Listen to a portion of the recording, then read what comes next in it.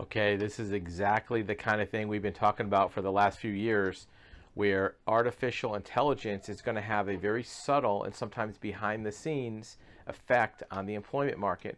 There's an article from a local paper in San Francisco talking about how the company Salesforce, which is one of the largest employers in San Francisco, Silicon Valley area, is not going to hire any new engineers at all this year because of AI.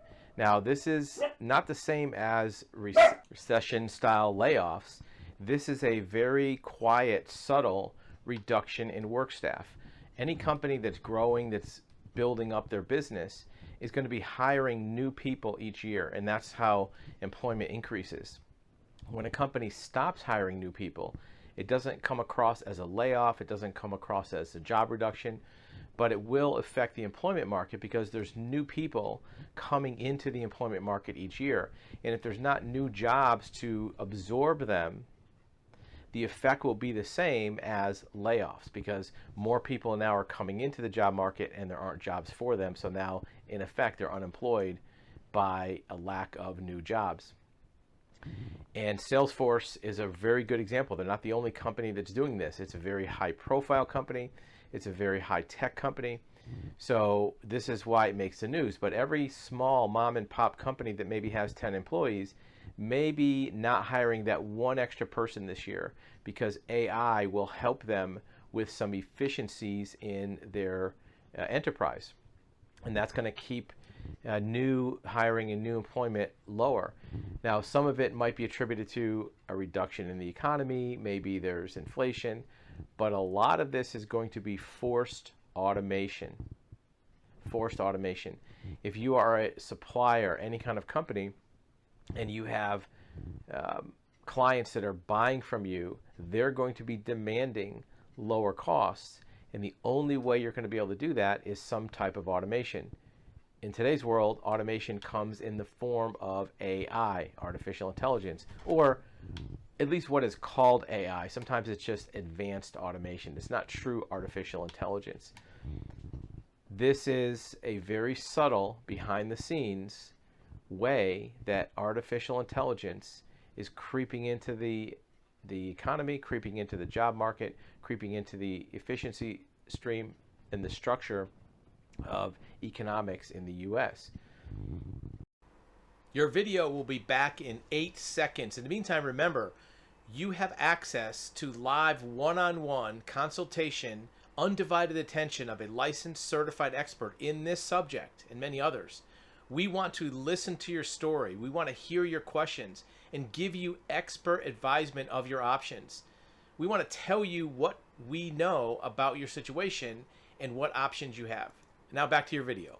How do you deal with this as a person? Well, if you are a consumer, you want to look to see, is AI serving you? Sometimes artificial intelligence helps you make your buying experience better. Sometimes it doesn't. If you can't reach an actual human, no pun intended, then it might make your experience less appealing.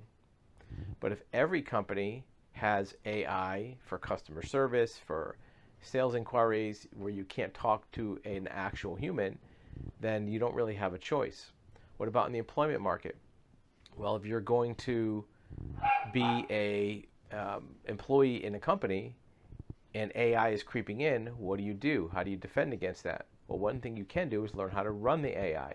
It's still going to require humans to manage and input the AI itself. So if you're the 1 out of 10 in your division that knows how to do it, they won't have to go outside and bring in a new person, because as we can see here, they don't want to hire new people. So you can generate those skills, especially if you already know the job and the department, the division that this AI is being used for. You having knowledge of that department and division and the AI is the perfect combination for your employer. Here's the most takeaway quote from this article. My message to CEOs right now is we are the last generation to manage only humans. Think about that. This is the CEO of a large tech company, one of the largest, saying that they're the last generation to manage only humans. Salesforce earnings called indicating companies of the future will have hybrid human and digital workforces. And Salesforce is trying to take the lead. They want to become the #1 digital labor provider. What is a digital labor provider? That's getting rid of humans. Getting rid of humans. So this is where it's going. Hottest technologies in Silicon Valley. The biggest companies are racing to build virtual employees. Racing to build virtual employees. Sophisticated virtual employees. So if they're racing to build them, and this is the last generation to manage only humans, what does that say for many humans? Forget about this cultural, societal part of it. Think about yourself first. How do you fit into all that? How do you survive in that kind of a world? Very important that you think about that now, because it's only going to be a matter of time when it's reality.